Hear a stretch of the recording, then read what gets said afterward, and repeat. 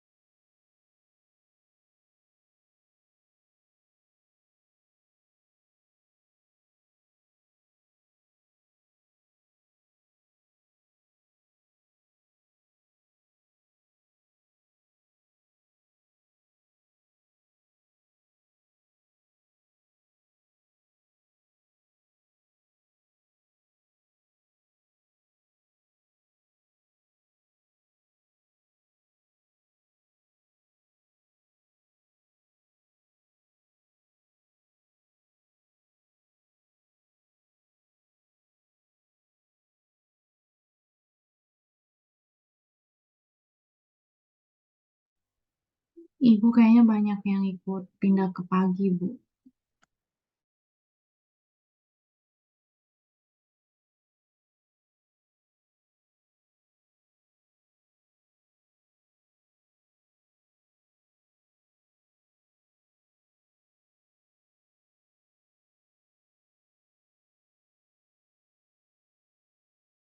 Ya udah kalau gitu saya mulai ya, Sally dan teman-teman. Karena materinya kan agak padat ya hari ini. Kita akan membicarakan 3 reseptor, yaitu glukokortikoid, PPAR, dan estrogen. Ya. Kortikosteroid ya yang akan kita pelajari itu merupakan neurotransmitter derivat hormon steroid. ya yang dihasilkan oleh kelenjar adrenal. Kelenjar adrenal itu terletak di atas ginjal, ya. Hormon ini memiliki peranan penting untuk mengontrol respon inflamasi, ya. Hormon steroid dibagi menjadi dua golongan besar, yaitu glukokortikoid dan mineralokortikoid. Glukokortikoid memiliki efek penting pada metabolisme karbohidrat dan fungsi imun, sedangkan mineralokortikoid memiliki efek kuat terhadap keseimbangan cairan. Jadi untuk membedakan dua ini dilihat dari namanya ya. Gluko kan dari glukosa ya. Berarti dia memetabolisme glukosa, lemak, protein gitu. Tapi kalau mineral itu ada di dalam air. Mineral-mineral contohnya kalsium, kalium gitu ya. Nah, itu mineral-mineral di dalam tubuh kita. Jadi keseimbangan mineral di dalam tubuh kita harus terjaga. Untuk yang glukokortikoid, ya itu fungsinya itu memetabolisme karbohidrat ya, ingat ya karbohidrat. Kemudian yang mineralokortikoid, dia menjaga keseimbangan mineral di dalam tubuh, ya kesetimbangan karena jumlah mineral di dalam tubuh itu tidak boleh kelebihan dan tidak boleh juga kekurangan. Ya, begitu pula hormon glukokortikoid, ya. Itu tidak boleh kelebihan dan tidak boleh kekurangan. Setiap neurotransmitter itu jumlahnya harus adekuat atau optimal. Ya, tidak boleh ada yang lebih ya. Kalau dia lebih di jaringan, maka dia akan mengeluarkan negatif feedback ya untuk memerintahkan otak untuk menghentikan produksinya. Ya, bagaimana sekuen atau kasket dari produksi hormon itu kita bisa pelajari di sini. Nah, untuk kita akan pelajari dulu kelenjar adrenal, ya. Kelenjar adrenal posisinya di sini di atas ginjal letaknya ya. Ini ada di atas ginjal. Kelenjar adrenal itu ya.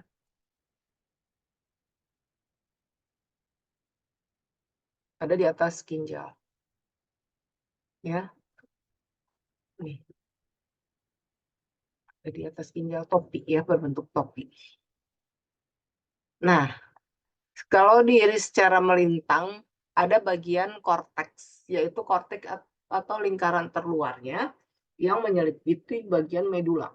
Ya, medula itu bagian tengah. Di bagian korteks dan medula beda-beda yang dihasilkan. Di bagian korteks ini hormon kortikosteroid. Ya, di bagian medula itu hormon adrenalin dan noradrenalin.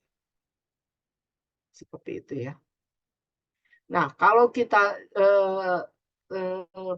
pelajari lebih detail ya irisan penampangnya, ini ada kapsul dan zona glomerulosa menghasilkan mineralokortikoid untuk mengatur metabolisme elektron. Lalu ada zona fasciculata menghasilkan glukokortikoid untuk mengatur metabolisme karbohidrat, lemak, protein, dan kalsium. Ini ada zona reticularis dan medula menghasilkan hormon seks dan androgen. Hormon seks ya, dalam kurung androgen. Untuk jalur perintah atau persinyalannya itu sendiri ya dimulai dari stimulus ya. Stimulus daripada tubuh kita gitu. Tubuh kita memerlukan apa di situ ya. Ritme daripada tubuh kita itu seperti itu. Jadi ritme tubuh kita ini karena hormonal beda dengan neurotransmitter yang dihantarkan di ujung saraf. Ya beda. Ini berupa zat ya, mediator untuk menghantarkan perintah-perintah. Ya, jadi hormon ini berfungsi untuk menghantarkan perintah-perintah. Dan kerjanya juga untuk neurotransmitter kan itu melalui saraf. Hitungannya milisecond ya, per sejuta detik gitu udah sampai tuh message-nya. Tapi kalau melalui hormon ini kerjanya itu agak lama. Ya, siklusnya itu untuk sampai menghasilkan respon itu agak lama. Nah, dimulai misalnya dari tubuh kita, misal ya, tubuh kita secara balancing mineralnya itu kekurangan kalium, misal ya di dalam tubuh kita. Lalu si hipotalamus mendeteksi, wah kurang kalium nih, itu kan? Kurang kalium. Oke. Si hipotalamus yang berada di dalam otak, ya di otak nih, kelenjar di otak, itu akan menghasilkan kortikotropin, CRH, kortikotropin hormon. Ini HH berarti hormon ya, yang menyampaikan perintah kepada kelenjar pituitari, ya, yang berada di otak juga, ya. Kelenjar ini kecil namun menghasilkan berbagai hormon. Pituitari lalu menghasilkan hormon adrenokortikotropik hormon, ya, untuk disampaikan kemana? Ke korteks adrenal. Berupa apa? Berupa pengeluaran mineralokortikoid. Karena tadi tubuh kita mendeteksi adanya kekurangan kalium, ya, yang penting untuk kerja jantung, ya, kalium itu, ya. Makanya dikeluarkan mineralokortikoid. Setelah mineralokortikoid dihasilkan, ya jumlahnya itu udah cukup, jantung bisa bekerja dengan sempurna, maka dia akan mengirim negatif feedback ke hipotalamus, ya, memberikan sinyal untuk supresi ya, supresi produksi CRH, ACTH supaya tidak terjadi produksi mineralokortikoid seperti itu. Jadi tergantung stimulusnya apa. Ya, begitu pula dengan glukokortikoid. Misalnya kebutuhan untuk antiinflamasi, ada radang, ya, ada radang merah-merah di kulit. Lalu hipotalamus mengeluarkan CRH, CRH memberi sinyal ke pituitari, lalu pituitari mengeluarkan ACTH yang memberikan sinyal ke korteks adrenal. Lalu dikeluarkanlah hormon glukokortikoid, ya, hormon glukokortikoid. Untuk apa? Ya mengatasi radangnya. Seperti itu. Mari kita lihat selanjutnya kerja-kerja hormon. Nah, sebenarnya di dalam tubuh kita itu menghasilkan hormon steroid ini yang berupa kortisol, ya, yang dikeluarkan pada pagi hari. Ya, jadi hormon tubuh kita ini ada siklusnya pengeluarannya. Pagi hari dia tinggi, ya, malam hari rendah, namanya circadian rhythm. Nah, seperti itu. Tapi manusia mengembangkan berbagai mimik atau tiruan, ya, atau sintesa yang menyerupai hormon yang ada di dalam tubuh, yaitu beberapa obat yang termasuk dalam golongan kortikosteroid yang memiliki kerja short acting, intermediate maupun long acting. Itu berdasarkan lama waktu paruhnya. Untuk waktu paruh hidrokortison 8. Apa arti waktu paruh ini? Apa yang bisa kita ambil dari waktu paruh ini? Apa? Apa yang bisa kita ambil? Kita bisa menentukan berapa kali dia bisa kita berikan dalam sehari. Ya. Contoh, untuk hidrokortison, kalau waktu kerjanya 8, onsetnya, waktu paruhnya itu 8 sampai 12 jam, untuk menjaga bioavailabilitas di darah, maka berapa kali diberikan? Berapa kali? Berapa kali hidrokortison atau kortison? Jika waktu paruhnya 8 sampai 12 jam. Berapa kali diberikan? 2 sampai 3 Ya. kali sehari. Iya, bisa 3 kali. 2 sampai 3 kali sehari ya, untuk menjaga bioavailabilitasnya. Jadi yang untuk intermediate berapa kali? Ini kan mungkin yang durasi 12 sampai 36, mungkin si prednison 12, kemudian si tiamsinolon 36. Berarti yang kalau tiamsinolon 36 jam, berarti diberikan dalam sehari berapa kali? signanya? 1 kali ya, Bu? 1 kali. Ya, signanya jadi 1 kali sehari. Jadi kita harus informasi mengenai waktu paruh itu ada kaitannya dengan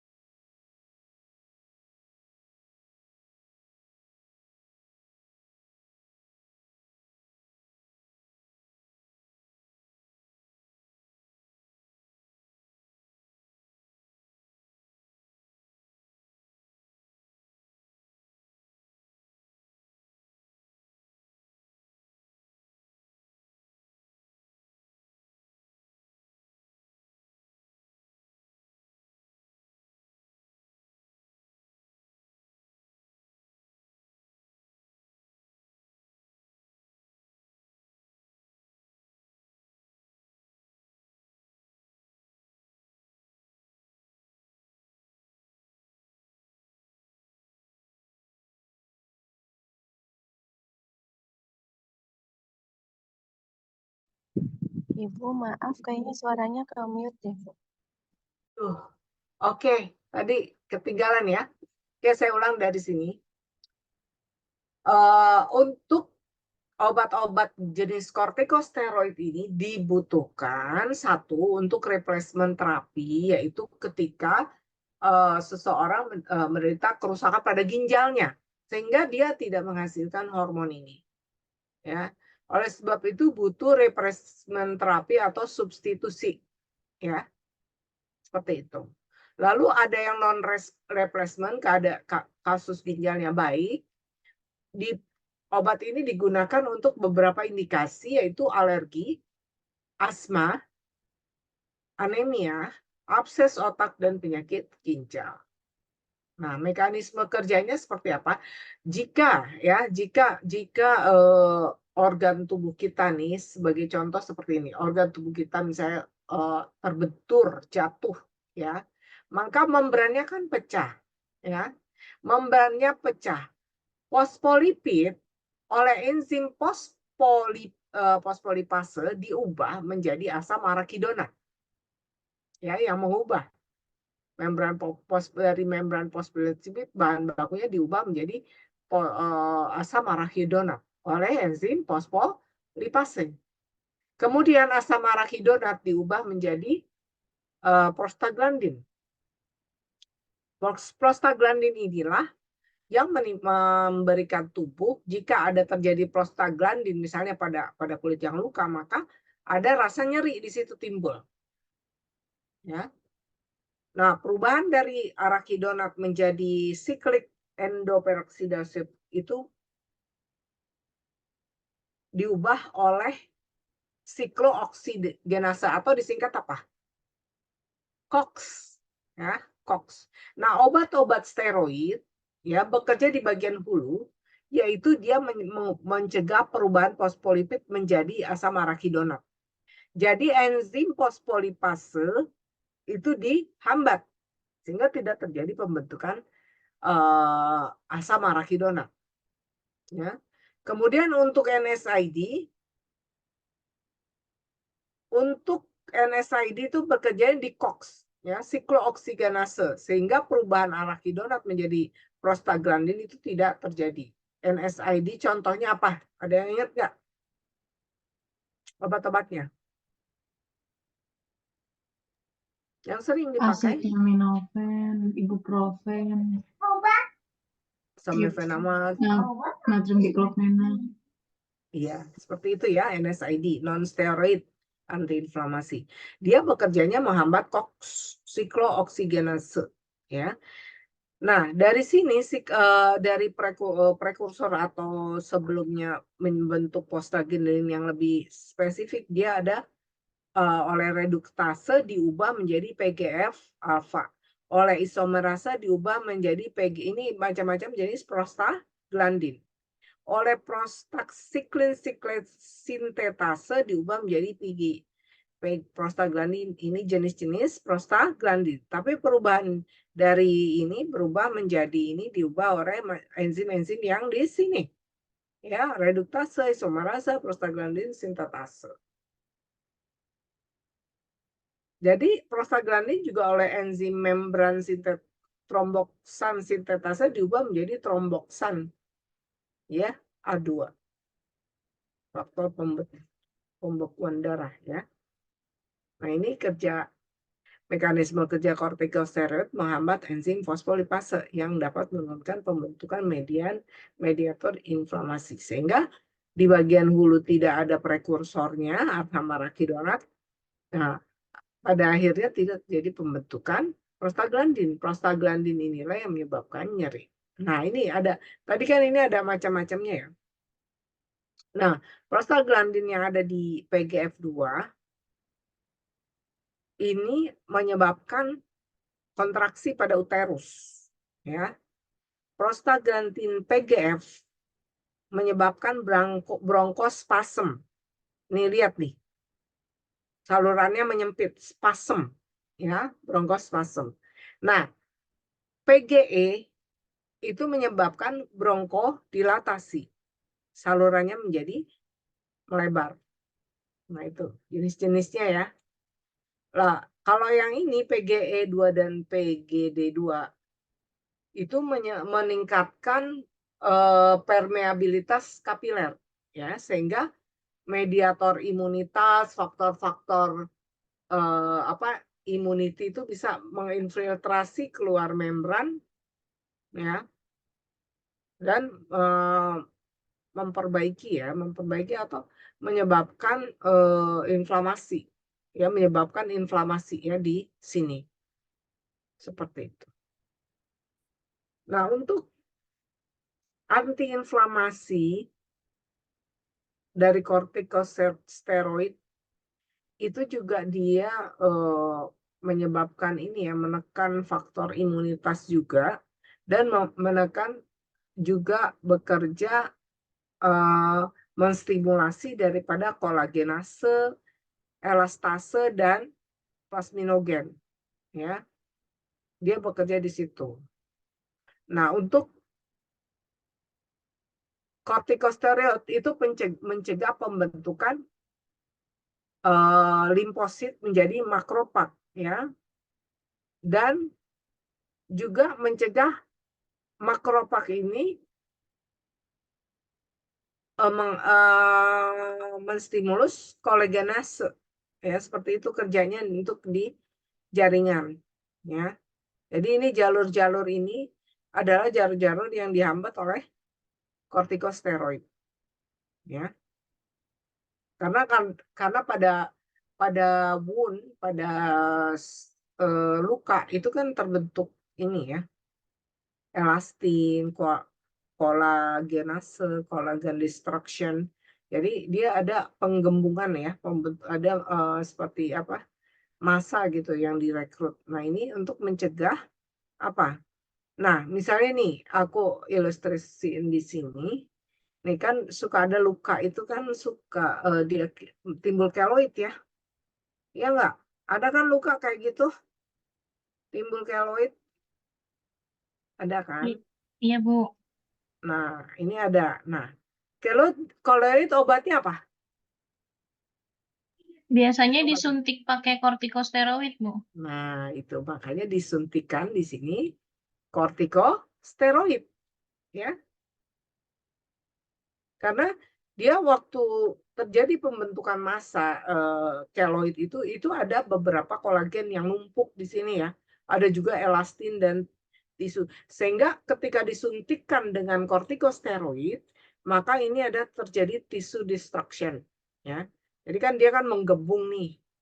Jadi tisu destruction terjadi, kemudian tidak terjadi penggembungan lebih lanjut karena etalase maupun kolagenasenya itu dihambat. Seperti itu. Ya, disuntik di bagian keloidnya itu. Ya. Paham ya? Itu kerja di antiinflamasi untuk wound healing ya. Corticosteroid sebagai dengan cara mensupresi stimulus. Jadi gini, untuk jaringan-jaringan yang luka itu juga mediator imun kita itu kan akan datang juga ya ke situ ya. Jadi, nah itu untuk mencegah terjadinya mediator inflamasi, mencegah aktivasi limfosit dan makrofag. Ya, ini kan mencegah aktivasi limfosit dan makrofag. Ya, karena mereka akan berusaha untuk karena bentuk struktur luka itu tidak normal, tidak seperti jaringan lain, maka mereka datang ke situ. Ya, untuk pembentukan ya ini jaringan-jaringan yang membentuk keloid. Maka disuntikanlah kortikosteroid untuk menghambat pembentukan aktivasi limfosit menjadi makrofag dan selanjutnya mencegah pembentukan jaringan yang lebih besar. Ya. Nah, untuk metilprednisolon ya obat kortikosteroid digunakan juga untuk apa? Untuk apa? Selain antiinflamasi. Antihistamin ya, Bu. Yang di kulit banyak salep kan? Untuk apa? Anti alergi, benar nggak? Ya, dia mencegah untuk anti alergi. Untuk ilustrasi alergi sendiri dicontohkan misalnya ada satu polen atau serbuk sari. Pada orang yang alergi dengan polen, ya, dia begitu ada serbuk sari keluarlah ini berbagai respon imunitas ya. Ada serbuk polennya ditangkap oleh APC ya, kemudian dibawa ke TCR ya, ke TCR gini T helper 2 ya, kemudian dari T helper 2 menghasilkan interleukin ya untuk menstimulis datangnya eosinofil ya, sehingga eosinofil berdatangan untuk makan si ini tadi yang polen yang udah disajikan ke TCR ya. Kemudian si TH2 sel juga ini memicu keluarnya interleukin 4 ya, dan IgE ya, yang dari sel mast ya. IgE ini memicu juga pelekatan interleukin ya, interleukin 3 maupun interleukin 6 ke eosinofil. Jadi rangkaiannya ini banyak ya, menimbulkan mediator berbagai reaksi inflamasi. Dari kita misalnya orang yang alergi terhadap polen atau serbuk sari. Akibatnya apa dia? Kalau dia alergi terhadap polen, dia bersin ya. Dan juga mungkin juga kulitnya merah ya. Terjadi pelepasan histamin ya. Nah, kulitnya gatal-gatal merah ya. Itu akibat dari si rangkaian imunitas ini yang terjadi, rangkaian respon imun yang menyebabkan produksi histamin ya pada kulit sehingga kulitnya gatal-gatal. Nah, metilprednisolon ini bekerja dengan mencegah pelengketan IgE ini ya, mencegah pada IgE, produksi IgE ini, mencegah pada TH2 ya pembentukannya. Dia mengaktifkan mediator inflamasi ini ya, juga mencegah sel mast untuk berikatan dan juga mencegah pengeluaran lendir-lendir ya kan, Seperti itu. Jadi anti alergi inhibisi aktivasi limfosit B, mengurangi konsentrasi imunoglobulin, mengurangi pelekatan imunoglobulin pada sel mas tadi ya, mengurangi pelepasan mediator alergi yaitu histamin. Dan juga inhibisi aktivasi limfosit.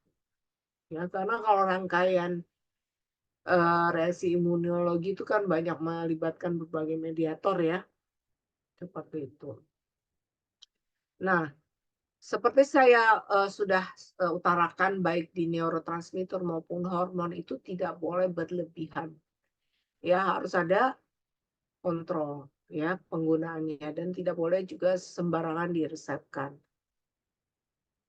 Jadi ada waktu-waktu dan frekuensi dan waktu pemberiannya yang harus tepat ya karena kelebihan pemakaian menimbulkan berbagai reaksi efek samping yang tidak diinginkan ya. Nah, dosis besar jangka pendek tidak menimbulkan supresi HPA aksis. Jadi reaksi jadi ketika tubuh itu kelebihan ya itu menimbulkan reaksi di dalam tubuh efek samping ya. Jadi yang pemulihannya itu juga memerlukan waktu yang lama ya, bahkan sampai 1 tahun. Apa saja efek sampingnya kita lihat di sini. Ya, kita lihat. Di sini ada katarak, terjadi katarak ya. Kemudian ada di bagian kepala ada terjadi tekanan darah ya.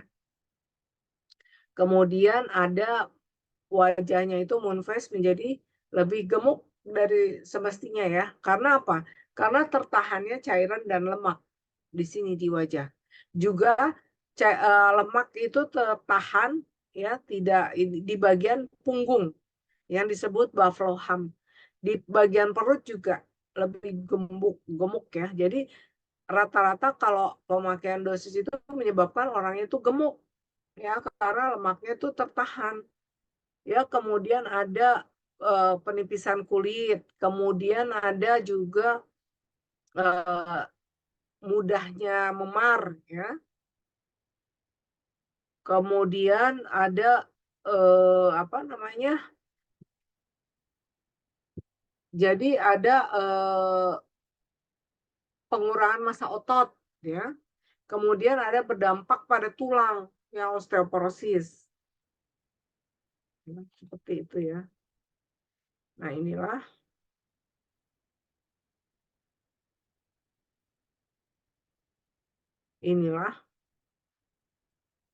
efek samping, berbagai efek samping yang ditimbulkan dari pemakaian kortikosteroid. Tapi dokter tetap merasakan si obat ini, ya. Walaupun dia mempunyai berbagai macam efek samping, karena akan dievaluasi bagaimana apakah efek sampingnya itu, ya, benefitnya itu lebih tinggi daripada efek samping, maka tetap diresepkan, ya. Karena obat ini tapi peresepannya harus dengan resep dokter. Ya. Harus dipantau juga, dievaluasi bagaimana reaksinya. Seperti itu. Nah, mengurangi berbagai reaksi efek samping tadi, gunakan sediaan yang intermediate, kemudian dosis rendah yang mungkin diberikan. Berikan seluruh dosis tunggal ya pada pagi hari. Kemudian selang-seling, ya pemberiannya selang-seling. Kemudian jika dosis itu ingin diturunkan secara bertahap, ya nggak boleh langsung lepas obatnya. Misalnya dari dosis 50 nggak boleh langsung besoknya udah selesai sebulan, nggak boleh. Tapi diturunkan secara bertahap, ya. Diobservasi, misalnya bulan ini dapat 50, bulan depan diturunkan dosisnya 40, bulan depannya lagi dalam sebulan itu diturunkan menjadi 30, 20 dan seterusnya. Diberikan pada akhirnya diberikan selang-seling gitu kan, sehari enggak, sehari minum. Kemudian diberikan seminggu sekali baru lepas. Seperti itu. Itu namanya dosis tapering ya. Jadi penghentian juga dilakukan secara bertahap. Oke, ini adalah tentang obat steroid. Ya, kemudian kita masuk ke reseptor PPAR, peroxisome proliferator activated receptor. Jenis reseptor PPAR manusia ada 3 jenis ya, ada PPAR alfa, gamma, dan delta. Semua molekul target ini untuk pengobatan sindrom metabolik ya. Jadi untuk yang melibatkan protein, melibatkan reseptor PPAR, ya karena PPAR ini ada di inti sel, maka dia bekerja secara di level genom ya. Dia bekerja di level genom ya, bukan hanya di sitosol di dalam sel, tapi dia bekerja di level genom. Semua molekul target ini ya bekerja di level genom. Berarti dia harus bisa masuk ke dalam inti sel untuk di epigenetiknya ya, di bagian sebelum gen itu, di epigenetik dia menempel untuk memerintahkan atau memicu stimulasi protein tertentu ya. Tapi reseptor yang ada di dalam inti ini dia yang dinamakan PPAR reseptor itu ya. Jadi dia obat ini yang menempel pada reseptor jika dia ingin bekerja pada reseptor PPAR, maka dia harus bisa menembus pori pada nukleus ya, pori pada inti sel ya, karena dia harus masuk ke dalam inti sel untuk menjalankan fungsinya menstimulasi protein tertentu untuk meningkatkan ya, untuk kerja obat atau mensupresi. Jadi dia tidak hanya menstimulasi protein tertentu saja, tapi dia juga bisa bekerja dengan cara mensupresi atau menekan sintesa protein tertentu. Nah, jadi jenisnya itu untuk PPAR gamma mengontrol metabolisme lipid. Untuk PPAR alfa, untuk PPAR gamma mengontrol metabolisme glukosa dan diferensiasi adiposit. Sedangkan untuk PPAR delta mengontrol banyak aspek dari sindrom metabolik. Ya, seperti itu. Nah, agonis PPAR gamma. Agonis peroxisome proliferator activated receptor gamma adalah kelas obat yang berfungsi untuk meningkatkan sensitisasi insulin ya sebagai kontrol glikemik ya. Nah, contohnya di sini obat yang bekerja pada reseptor PPAR itu contohnya pioglitazone ya. Kalian juga udah ini kan udah paparan ya kan.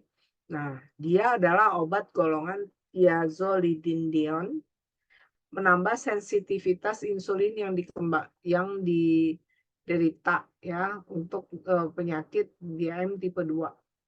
Pada percobaan hewan, pioglitazone mengurangi karakteristik hiperglikemia ya, hiperinsulinemia, hipertrigliseridemia ya, berupa keadaan sistem insulin seperti DM2.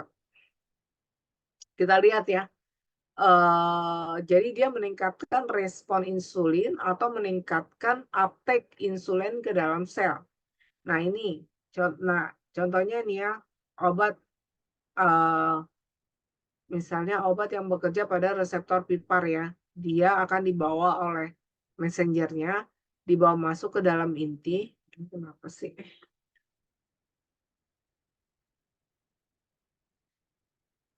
Dia akan dibawa masuk ke dalam inti ya. Dia harus menembus membran inti ini tadi ya, contoh pioglitazone dia masuk ke sini ya kan, kemudian dia dibawa ke dalam inti untuk berlekatan di level epigenetik ya, di bagian hulu daripada gen, lalu dia menempel pada pada PPAR ya. Nah, kalau dia menstimulasi transkripsi, maka dia akan melakukan transkripsi, ya. Transkripsi gen, ya. Maka dia akan melakukan transkripsi gen jadi mengcopy daripada ini, dia juga sebenarnya ini kan DNA itu kan coiling ya, coiling. Dia membuka coil ya, bisa membuka coil di ininya ya, di DNA-nya. Kemudian dia terbuka pada level tertentu ya. Jadi yang membuka siapa? Ini ada messengernya yang membantu dia membuka unwound ya, unwound.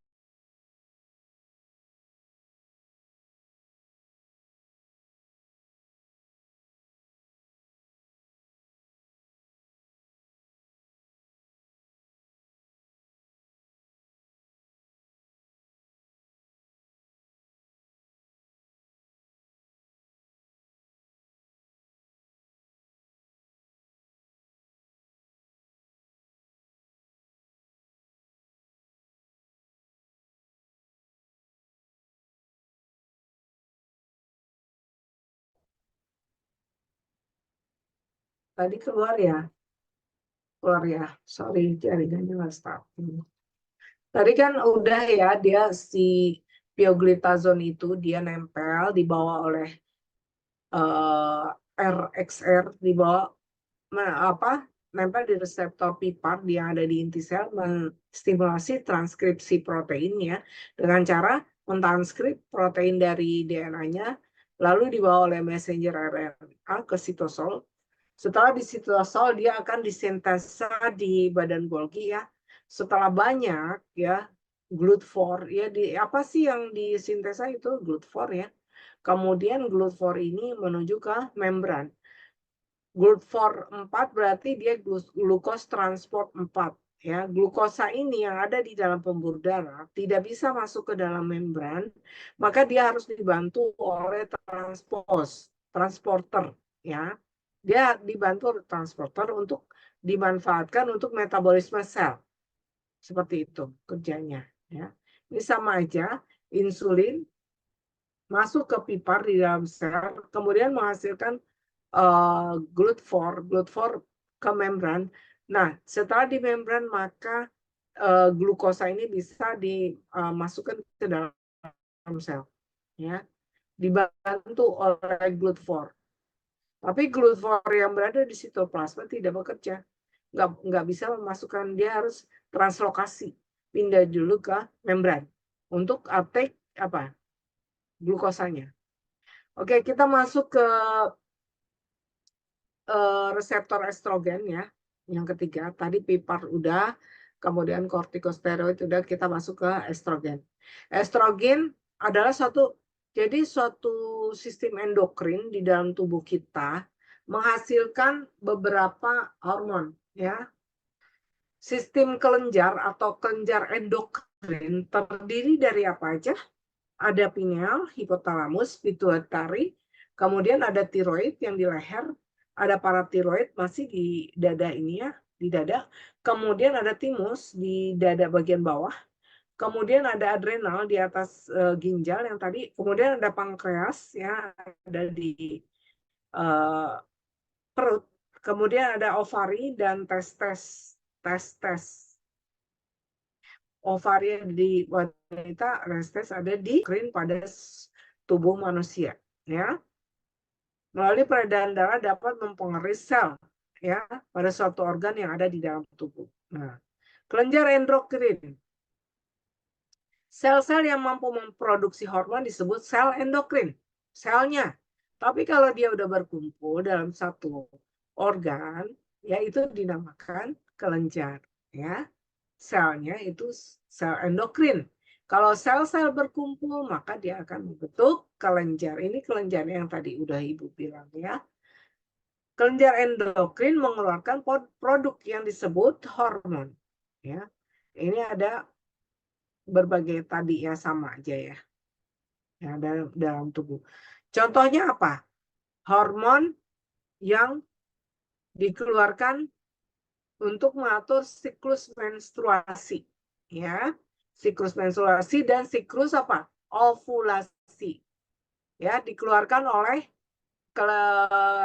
kelenjar hipotalamus, ya, jadi dia akan merilis hormon. memerintahkan mengaktifkan kelenjar pituitari lagi. Dia untuk menghasilkan hormon FSH atau LH.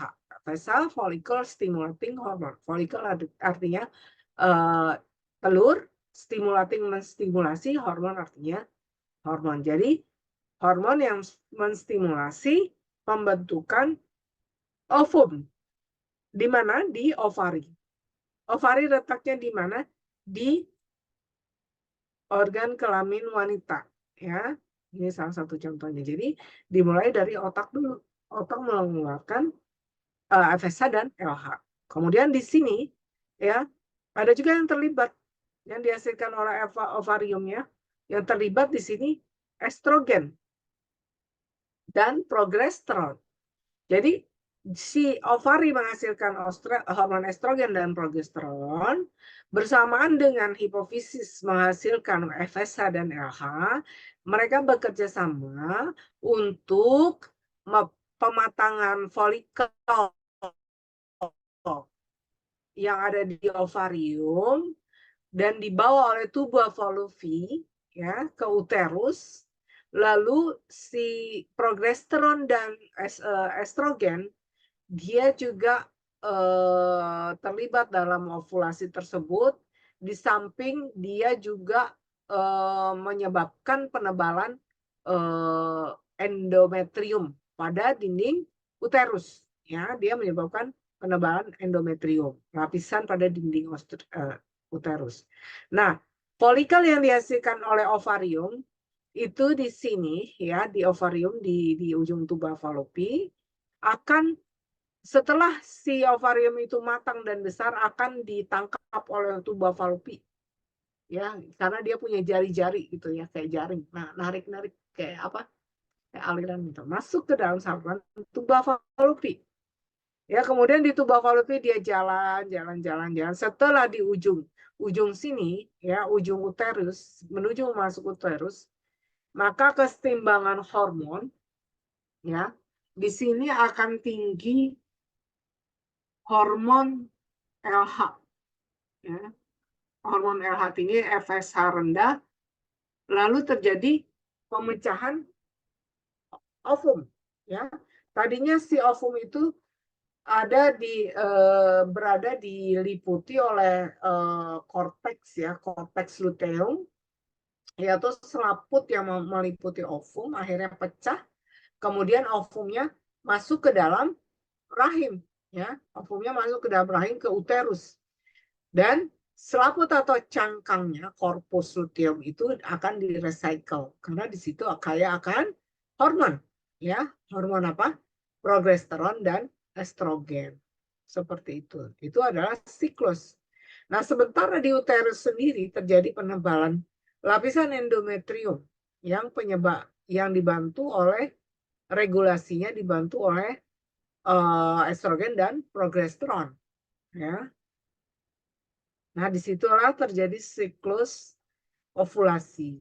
Nah, ya, hormon steroid seks, ya, ada estrogen, progesteron tadi kita bicarakan. Estrogen itu ada macam-macam juga, ada estron, estradiol, estriol, dan estetrol. Ya. Nah, kalau progesteron jenisnya apa? Progesteron ada progesteron alfa, banyak ditemukan di endometrium, sel kanker, sel stroma ovarium, dan di hipotalamus. Ada reseptor estrogen B yang banyak terdapat di ginjal, otak, tulang, jantung, dan paru-paru, ya, mukosa. Saluran cerna, prostat, dan sel endotel, ya. Jadi reseptornya apa? Reseptornya progesteron A dan progesteron B. Nah, ini yang tadi ya, ilustrasi yang tadi lebih detail. Nah, ini ada. Ibu hapus dulu ya. Ibu hapus dulu.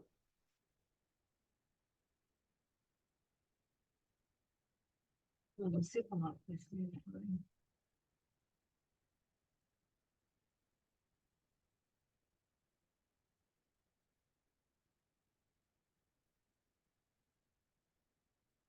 Ya. perkembangan folikel ya. Jadi kan folikel itu kan dikembangkan di ovarium ya yang ada di luar di dekat tuba fallopi itu. Nah, itu berasal dari kayak semacam bakal ovarium ya, cikal bakal folikel.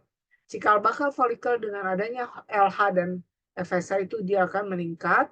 Kemudian setelah dia terbentuk maka FSH menurun dan estrogen menurun ya. Ada feedback mechanism. Sebagai gantinya diproduksi LH ya, luteinizing hormone ya yang dilepaskan di otak. Jadi ketika FSH turun, LH itu meningkat ya. Kalian lihat di grafiknya sini. Ya. Jadi ada siklus-siklusnya gitu. Kalau LH-nya udah FSH-nya udah turun, maka LH akan meningkat. Perubahan dari FSH menjadi LH mengakibatkan folikel pecah. Ya, jadi kalau kadar hormon LH tinggi, ya, FSH merendah, maka disitulah mulai terjadinya ovum pecah, ya, pecahnya telur, ya, karena ovum itu berada di dalam korpus luteum, cangkangnya atau korpus luteum, ya.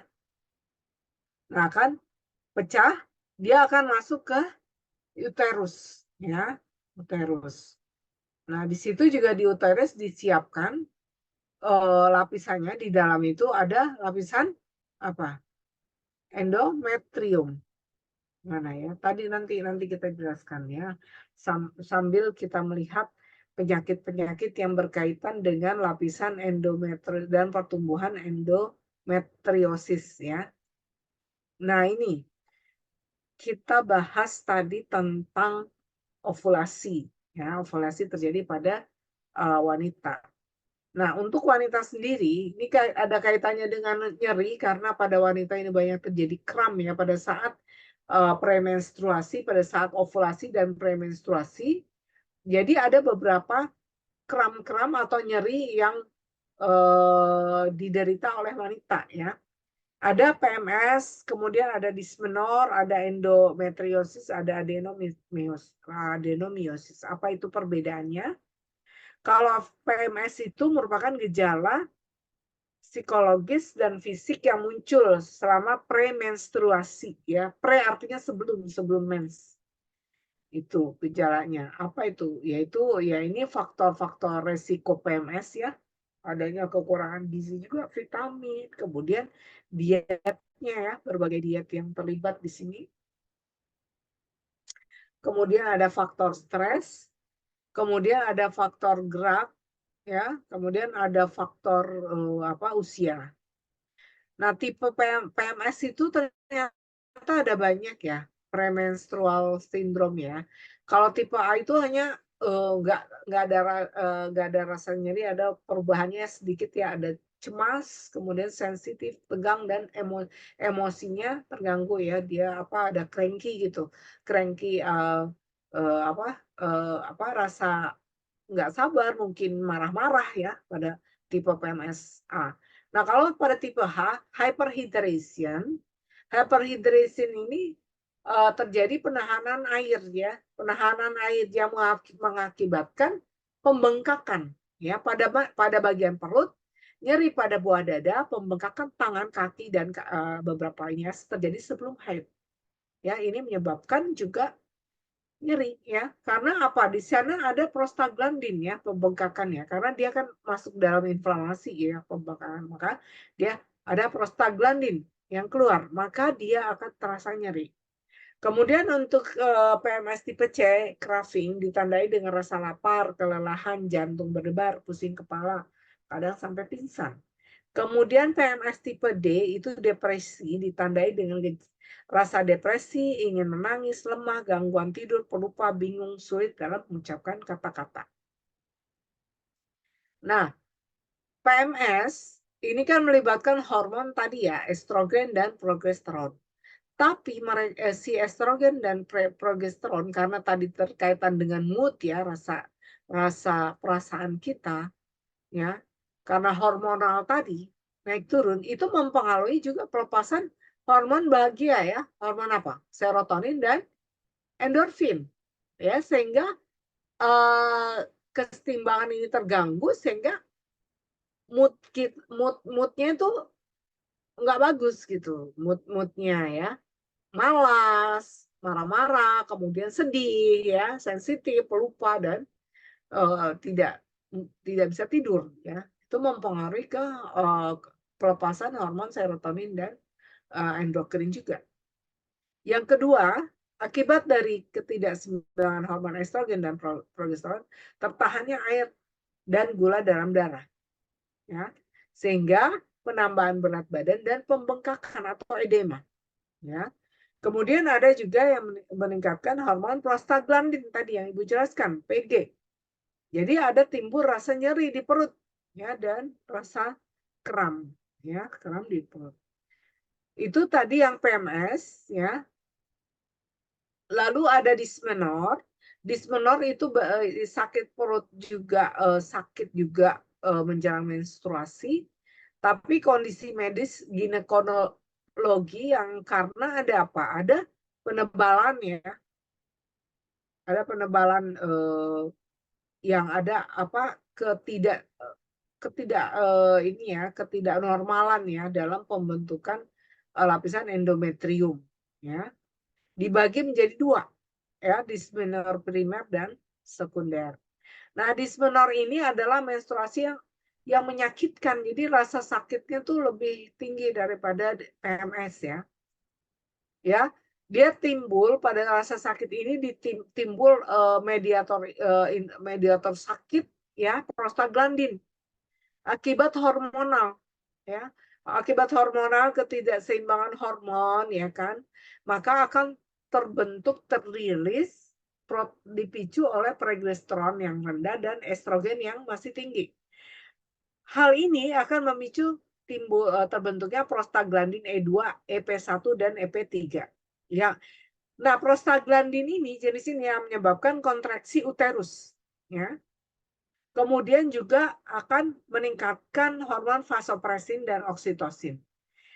Hormon vasopresin dan oksitosin akan menyebabkan kontraksi uterus dan vasokonstriksi atau spasme yang mengakibatkan dua-dua ini, kontraksi uterus dan vasokonstriksi itu menyebabkan, vasokonstriksi artinya mengkerut ya saluran-saluran, menyebabkan nyeri.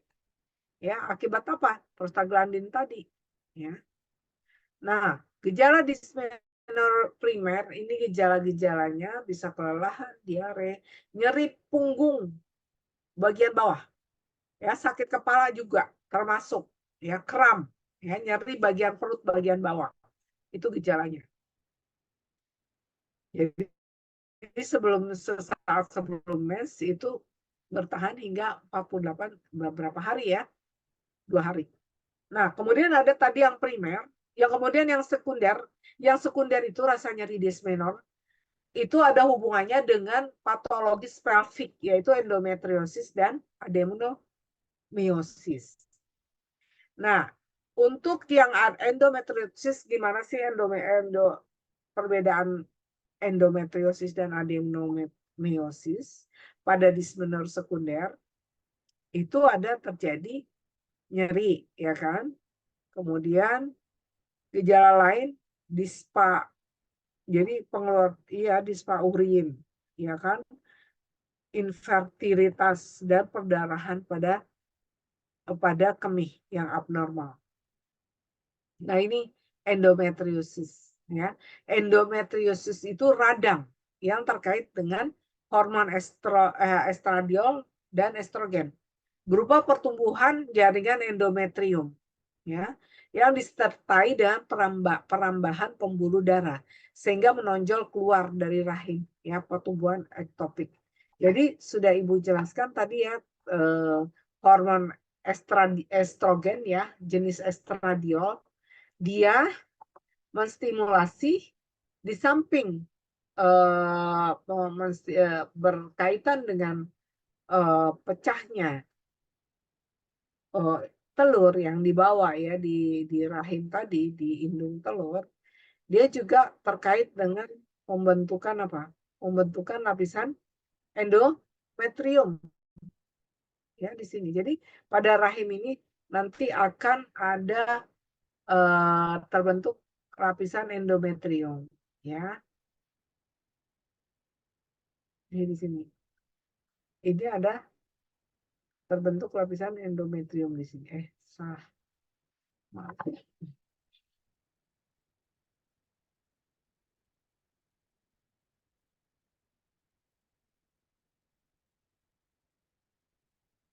Di sini ya.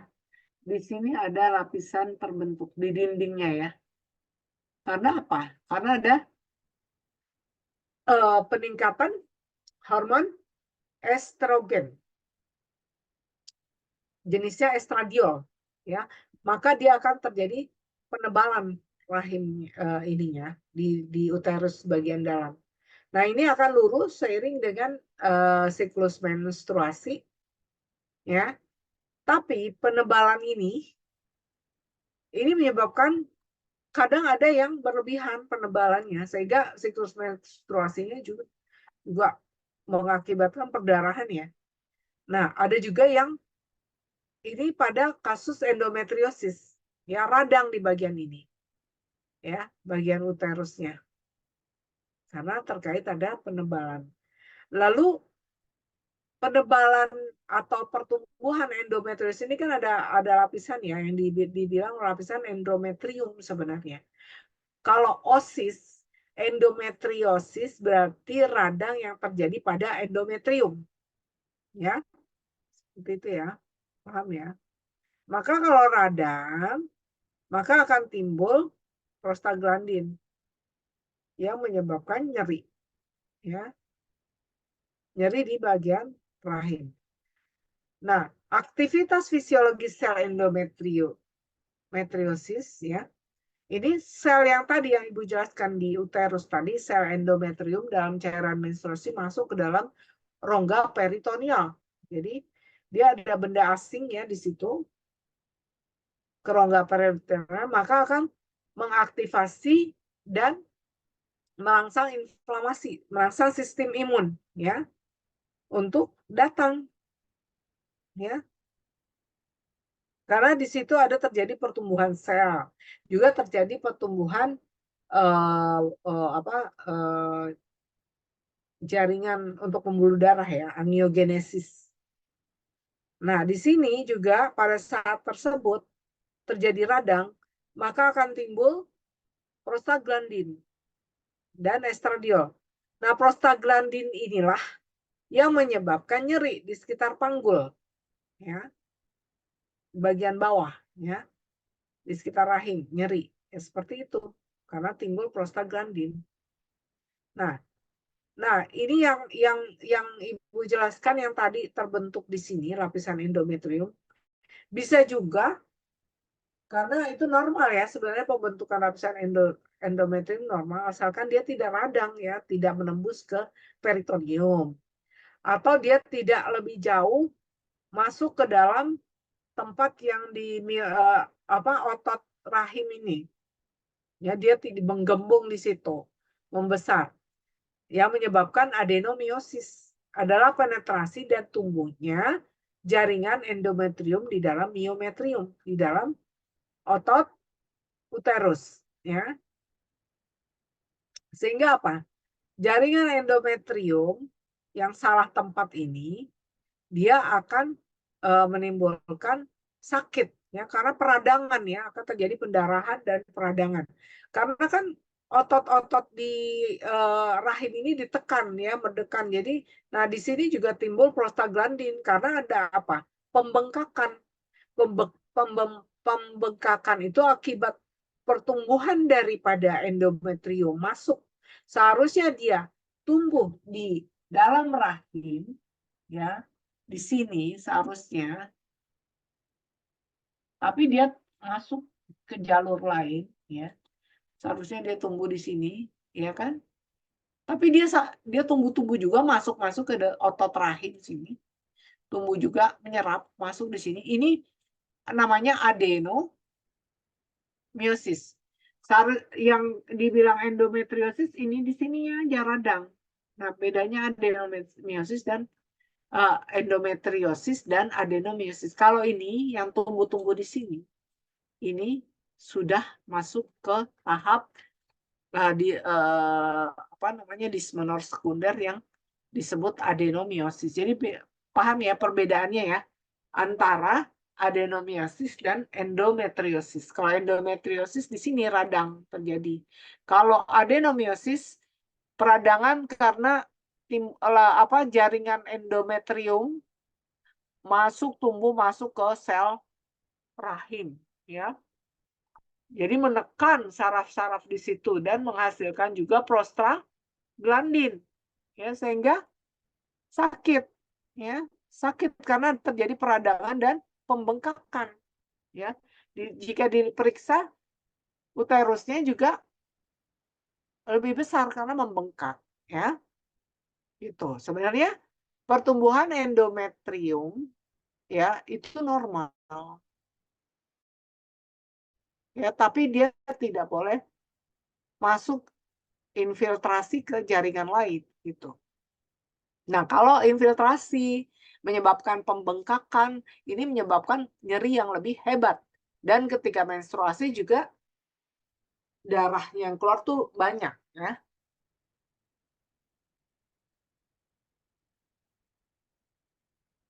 Seperti itu. Nah, obatnya apa? Obatnya itu adalah non-steroid analgetik, ya, yang tadi disebutkan ya temennya ya. Ada apa? Mefenamic, terus apa lagi? Acetaminophen, apa lagi tadi? Aspirin ya. Nah, seperti itu, ya. Ada 3 sesi di sini, ada 3 sesi tentang steroid, kemudian ada estrogen, kemudian ada apa tadi? Steroid, estrogen sama satu lagi apa? Ingat ya? Apa tadi satu lagi? Itu akhir dari slide-nya. Cukup panjang ya, karena Ibu coba selesaikan supaya nanti kalian bisa mendalami ya, karena banyak ya. Jadi ada waktu kalian untuk belajar. Nah, seperti itu ya. Dan nanti Ibu akan bagi tugas-tugasnya untuk pendalaman lagi dengan tujuan kalian lebih melototin slide-slide-nya ya. Slide-slide-nya lebih memahami lagi. Ada yang ingin ditanyakan dari apa yang sudah disampaikan? Ada yang ingin ditanyakan? Udah paham mungkin ya? Hah? Udah sering kan mengalami sakit, tapi sebenarnya sakit itu kenapa ya kayak gitu ya?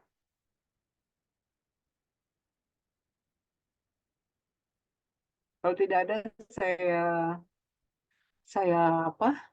Ini kan yang daftar ada 15. Yang daftar, yang masuk berapa? Jangan masuk di akhir-akhir. Oke, Sally, silakan di absen temannya, Sally. Panggil. Ya, baik Ibu. Dia Ayu Primasuti, Hadir, Bu. Anita Rahman Pertiwi, Hadir, Bu. Ahmad Romli, Hadir, Bu. Jelita,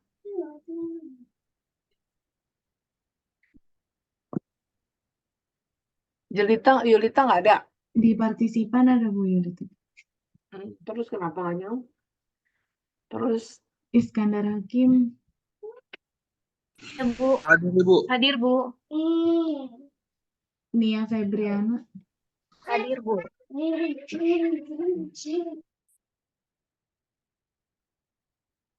terus Anggota Junita,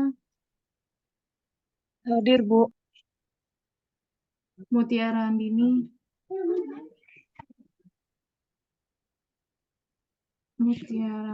di partisipan ada Bu. ya. Septia Wafa, Hadir, Bu. Indah Octavia, Hadir, Bu. Siti Askia Zahra, Hadir, Bu. Ilmi Aulia, Hadir, Bu. Sifnia hadir, Sylvie Nur Aini, Hadir, Ibu. Deborah, Hadir, Deborah. Hadir semua berarti. Hadir semua. Tapi kan jumlahnya 16. Harusnya 17. Ruang virtualnya nggak ada, Bu. Jadi Sally dijadiin co-host, Bu. Tadi ceritanya Bu Meta titip, Bu. Kenapa keluar ya? Iya, jadi ruang virtualnya sementara titip ke Sally, Bu. Jadi Sally hostnya. Oh iya iya oke deh. Nah. Oke kalau gitu kalau tidak ada pertanyaan Ibu selesaikan sampai di sini ya. Nanti untuk berikutnya disiapkan presentasinya ya yang sudah Ibu tugaskan dan ada tugas lain juga untuk latihan ya, latihan kalian nanti belajar. Ibu ucapkan selamat beristirahat dan mohon maaf jika ada kekurangan. Wassalamualaikum warahmatullahi wabarakatuh. Selamat istirahat semuanya. Makasih, Ibu. Waalaikumsalam. Waalaikumsalam warahmatullahi wabarakatuh. Sama-sama.